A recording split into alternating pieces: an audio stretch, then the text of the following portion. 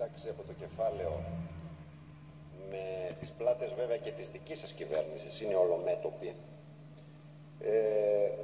Δεν αποδείχτηκε μονάχα από δεν αποδεικνύεται μόνο από τα όσα γίνονται στο Athens Lydra.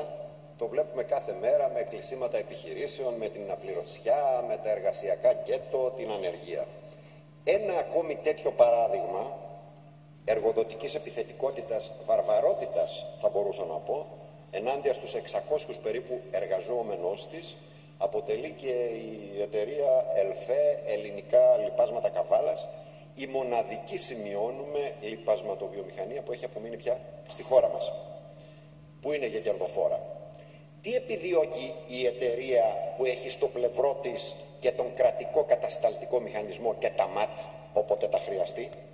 Μα τι άλλο από το να μειώσει μισθούς και να επιβάλλει ατομικές συμβάσεις εργασίας, τις βέλτιστες δηλαδή πρακτικές της Ευρωπαϊκής Ένωσης. Το πέτυχε ήδη με τους εργολαβικούς εργαζόμενους της εταιρείας και τώρα θέλει να το γενικεύσει σε όλους. Απειλώντας λοιπόν τους εργαζόμενους και αξιοποιώντας δύο θυγατρικές της εταιρείες, στις οποίες νίκιασε, δάνεισε για ορισμένο διάστημα που έληξε τον Ιούνιο τους εργαζόμενους, τους εκβιάζει με απόλυση αν δεν υπογράψουν 14 μήνες ατομικές συμβάσεις εργασίας με μεγάλες μειώσεις μισθών και αφού πρώτα ο κάθε εργαζόμενος υπογράψει εθελούσια παραίτηση. Η πλειοψηφία των εργαζομένων βεβαίως όλο το τελευταίο διάστημα αντιστέκεται, δεν υποκύπτει στις πιέσεις και στις απειλές της εργοδοσίας. Σε αντίπεινα η εταιρεία εφαρμόζει αυθαίρετες, παράνομες και δυσμενείς μεταβολές στο αντικείμενο εργασίας τους, άσχετες πολλές φορές με την ειδικότητα με την οποία προσλήφθηκαν. Όχι μόνο αρνείται σε ορισμένους να τους δώσει και αντικείμενο εργασίας, αλλά προχώρησε ήδη από την προηγούμενη Παρασκευή και σε 13 απολύσεις εργαζομένων εκδικητικές. Κλιμακώνοντας αυτή την επίθεση η εταιρεία εφαρμόζει ένα ιδιότυπο lockout, επιβάλλει αναγκαστικές άδειες και τρίμηνη διαθεσιμότητα.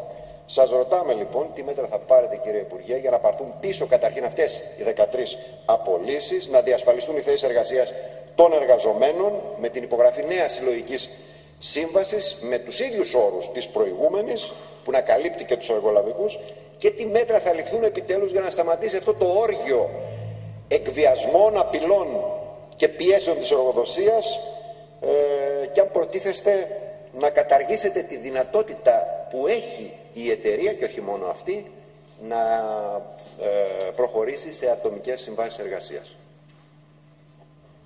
Ελάτε κύριε Υπουργέ, 3 λεπτά.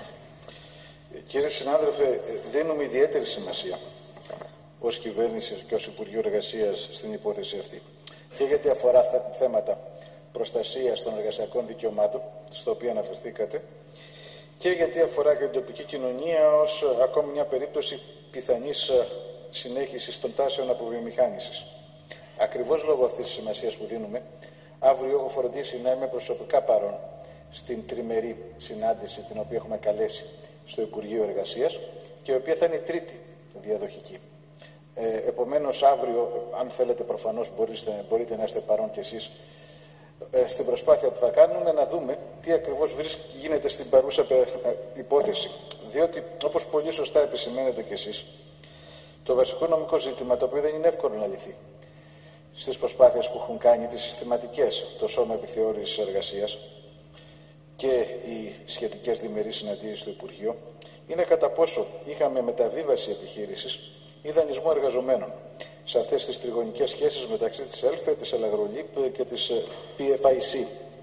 Όπως είχα πει και σε προηγούμενη ερώτηση του συνάδελφου κ. Κατσότη, σε ανάλογο θέμα της εταιρείας Νιτσιάκους, δεν είναι εύκολο στις επιθεωρήσεις εργασίας να διερευνήσω το κατά πόσο υπάρχει πράγματι μεταβίβαση επιχειρήσεων, οπότε θα μπορούσαμε να ασκήσουμε τα προβλεπόμενα προστατευτικά για τους εργαζομένους στην περίπτωση αυτή, ή για διακοπή της επιχείρησης ή για απλό δανεισμό εργαζομένων, που όπως ξέρετε αυτή τη στιγμή διέπεται από ένα πλαίσιο το οποίο δεν έχουμε μπορέσει να το αλλάξουμε. Θα δούμε λοιπόν αύριο, στο πλαίσιο της συνάντησης οποίας έχουμε, αν μπορούμε να ρίξουμε περισσότερο φως στην υπόθεση. Μέχρι τότε, όπως ξέρετε, έχουν διενεργηθεί συστηματικοί έλεγχοι από το αντίστοιχο σώμα επιθεώρησης εργασίας. Έχουν βρεθεί ορισμένες παραβάσεις προς αναγκαστικές άδειες, για τις οποίες έχει κινηθεί η διαδικασία επιβολής των σχετικών κυρώσεων.